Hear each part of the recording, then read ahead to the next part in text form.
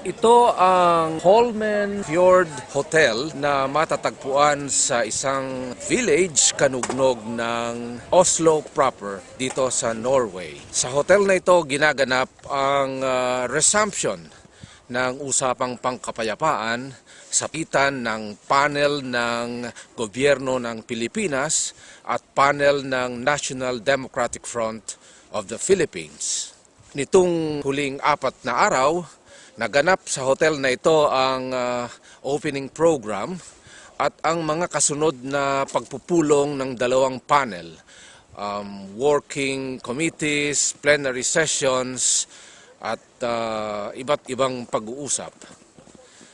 Ang dalawang panel ay nagpahayag ng optimismo sa resumption ng usapang pangkapayapaan. 3 araw mula ngayon, matatapos ang usapang pangkapayapaan na ito sa ilalim ng administrasyon ni Presidente Noynoy Aquino. Ano man ang kalalabasan, hinahangad ng maraming sektor ang tagumpay ng usapang pangkapayapaan.